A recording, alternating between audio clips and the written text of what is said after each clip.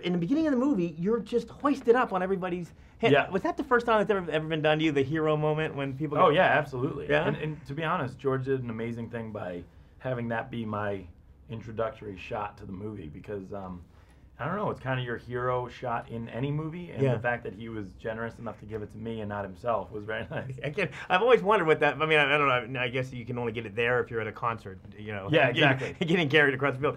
And then throughout the entire movie, you're signing autographs. Right. Were you really signing autographs, or were you signing your name or somebody's? You know what's funny? I started doing it, and I thought this will be fun, like everybody in the crowd will get one thing, but then they ended up taking everything back. Because it was like, you know, real props from the olden days. Right. So they had to take them back, and I think people were totally weirded out. But you did sign it as so I was like, to Kim, isn't this fun to work on Leatherheads? John. And then they're like, we'll take that. I thought maybe you were method in actually doing the bullet or something like that. I tried to. Oh, yeah. Carter Rutherford's a lot harder than John Krasinski, oddly enough. Really? Yeah. Oh, tell me if I'm wrong, but isn't Carter's fame and your fame kind of similar? They Very similar. Yeah. I'm glad you got that. Hello. Yeah. I'm good. Someone smart. Yeah. No, it was one of those things that in the meeting with George, I actually said I could totally empathize with this character, and not in being some huge celebrity, but actually having it be very new and sort of do what you do, which is, you know, be an actor or be a football player and have all this stuff come along with it, whether you like it or not. And I'm definitely there, and it's all totally surreal, and I'm having a good time. Tell me about the putting up your dukes there with George. I mean, that was like an old Irish Celtic brawl or something. Wow. It went on and on and on, which I'm a huge fan of things that go on, like in Family Guy and so forth. They go a little bit long. But totally. How long did it take to do that filming? Was there any close calls? It was probably the shortest night we had. Really? Probably because we didn't want to push our luck and not break each other's noses. But no, it was such a fun scene. The hardest part was falling on the train tracks because.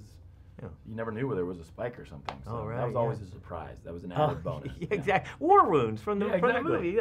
Everywhere you looked in this movie, memorabilia, signs, posters. Tell me you kept one. How could you? They're all in my house. I was going to say. I have them all in my living room, and I don't make any mention of it. So when I have to go over, it's like, you want to come over for the game? Oh, that's just my face on a clock. Yeah. You guys have one of those? You don't? That's weird. I mean, they were some really cool stuff, and I'd be like, I need that. I need that. Exactly. Everywhere. I wanted to use one of those billboards as my floor. Have you seen the calendar for from the movie? Yeah, someone brought one in. That's hilarious. Cool. You got to be like, I need an extra 100 of these for Christmas presents. Yeah, exactly. Like, you know, I'm a really cheap Christmas guy, too. Yeah, so re-gift things, steal things from the movie, give them on there. And I'm assuming another first for you is hands on fire scenes.